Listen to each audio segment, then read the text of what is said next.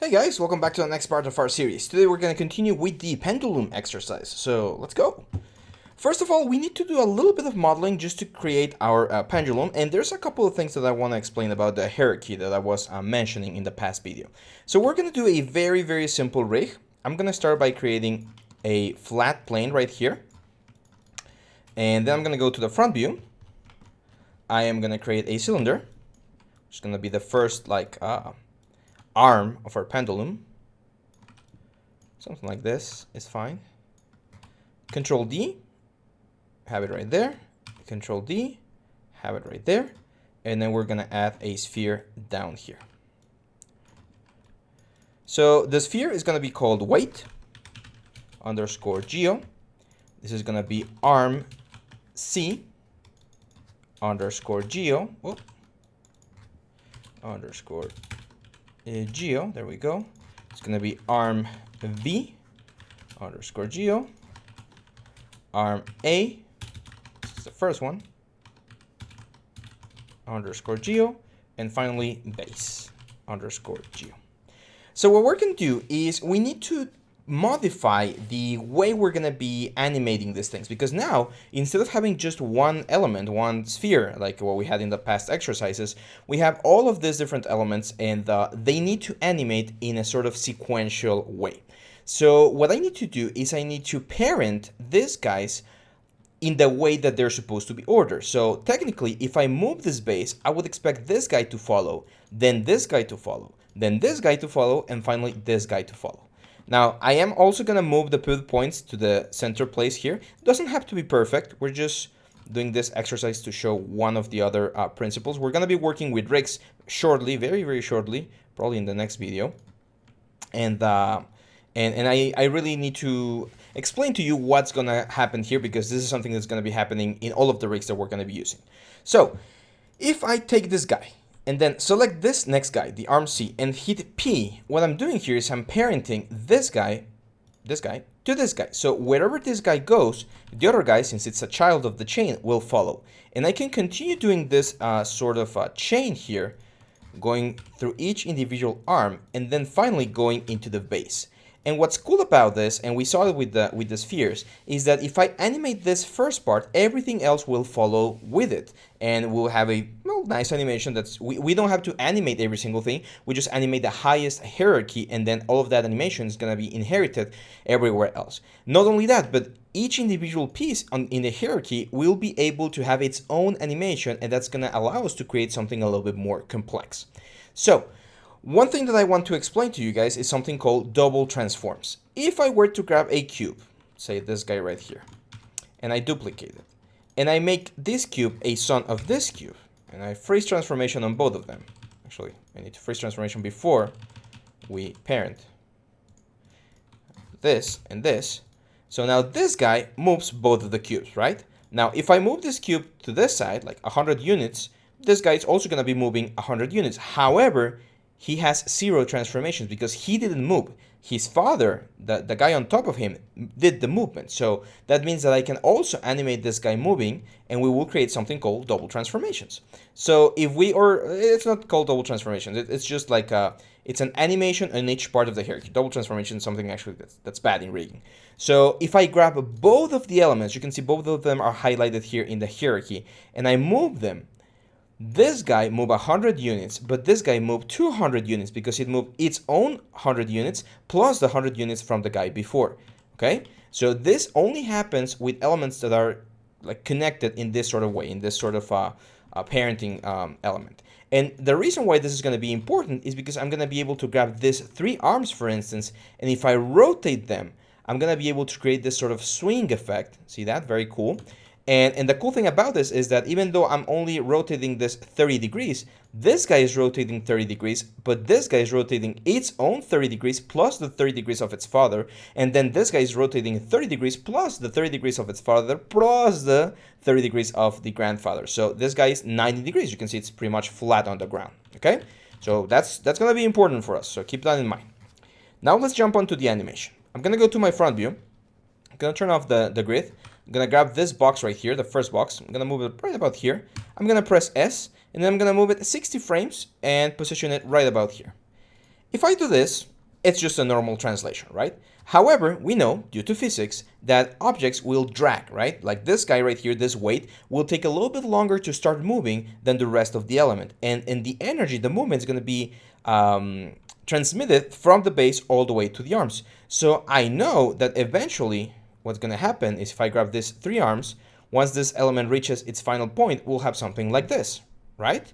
So what I'm going to do is I'm going to grab all of these guys, hit S, and then on the first frame, I'm going to grab these guys, and on the rotation, hit 0. And again, S. So now we have this. Now, what would happen when this thing stops? What's going to happen? Well, of course, this weight is going to push the whole arm to the other way, and it's going to start swinging. So I'm going to grab these guys. Let's go to frame 70. I'm going to rotate them so that they swing one way. And then let's go to frame 80. Rotate them so that they swing the other way, a little bit less, of course. And then frame 90, a little bit less. Frame 100, a little bit less. Frame 110, a little bit less. We need a couple more frames here. So let's increase our time slider. Let's go 120, a little bit less. 120, a little bit less. 130, a little bit less. 140, almost nothing. And then let's say 150, we finally rest. So we go to 0. So now if we play the animation, we're going to get this.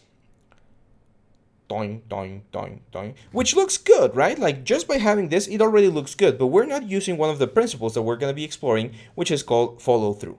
Now, before we do the follow through though, what are you noticing here? We have a slow in and a slow out, which is also one of the principles of animation. And this thing, the swing, starts a little bit too late. Like the platform is pretty much stopped and then this thing happens. And usually I would expect the movement to happen a little bit sooner. So I'm going to grab all of these frames and let's delay them like 10 frames. And let's see how this looks. Okay, that looks a little bit better. I think it's a little bit too fast now. So let's grab all of these guys. All of these guys and push them like 3 frames, something like that. Animation, it's a lot of trial and error. You need to find what the specific element is. Now, we also have a little bit of a slow in and slow out on the translation here and X. We can keep this a little bit more linear so that we don't lose as much momentum and the stop is a little bit more sudden. So let's do this. Okay, that looks a little bit better. I think we can delay this a little bit more. Let's try that.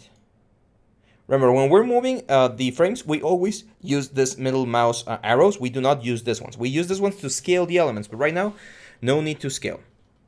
Okay, so that doesn't look that bad.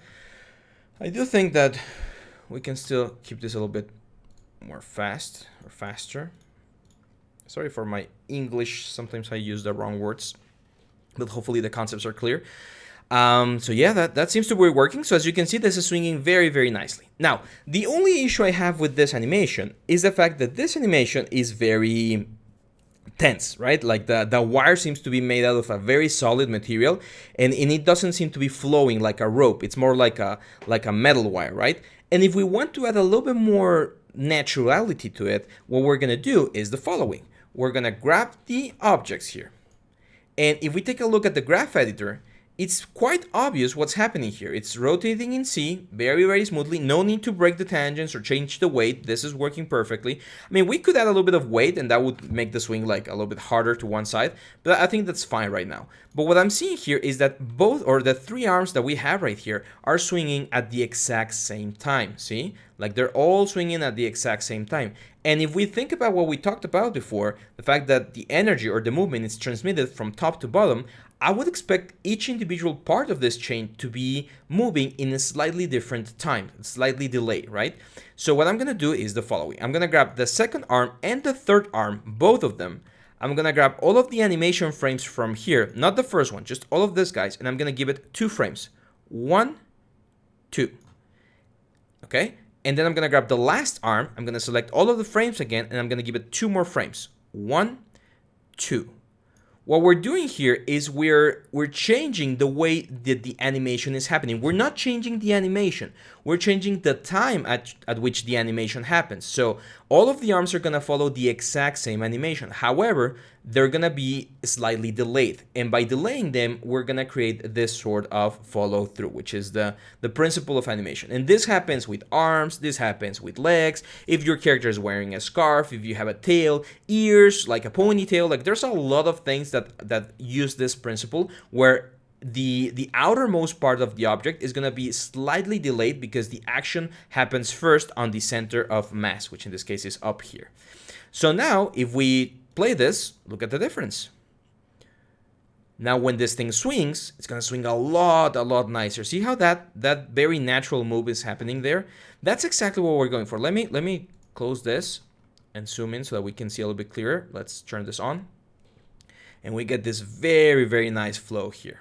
Okay, so this only happens, or the only reason why we have this is because we're offsetting the different parts of the arm. We're offsetting the top, the middle, and the bottom just by 2 frames. Sometimes you even do it just by 1 frame in certain areas, and it will still give you this very natural look. When you have a character, for instance, and he's breathing, not all of the movement from the breathing happens at the same time. You breathe first with the chest, then with the shoulders, and at the end with the head and the arms. So you have this overlap, and you have this follow through of actions where not all the actions are happening at the same time. It's the exact same actions, but not all of the same time.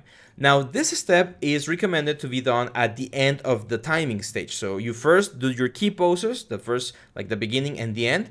We then do the timing so that things flow nicely, and then we do this breakup so we get this more natural look. Why? Because now if I select everything, you're gonna see that our timeline gets a little bit dirty because we have a way more keyframes pretty much everywhere, and it's gonna be a little bit more difficult to understand what's going on. Of course, if I select each individual one, it's very clear what's happening, but if I try to select everything, it gets really messy, and people very frequently have issues with this. So I strongly recommend that whenever you're gonna do this sort of follow through and overlap, you wait until the very end of your animation once you have your poses ready, and then we're gonna do it. Okay, otherwise things are gonna get a little bit tricky. And that's it, guys. This is the exercise. This is the follow through and overlap. With this, we've pretty much covered the basics of animation. We're now going to jump onto module 2, where we're going to be exploring rigs, and we're going to be doing a lot of very cool different exercises that hopefully you're going to be able to learn a lot from. And yeah, so make sure to keep practicing. If this doesn't work the first time, try it again. Make sure you check the very first part of the video, because this hierarchy right here, the way we created this, the way or the place where we position the pivot points, all of those things are really important for this example to work. Otherwise, your pendulum is not going to work properly. So get your hands on Maya and start animating. Make sure you get all of these elements right, and I'll see you back on the next one. Bye-bye.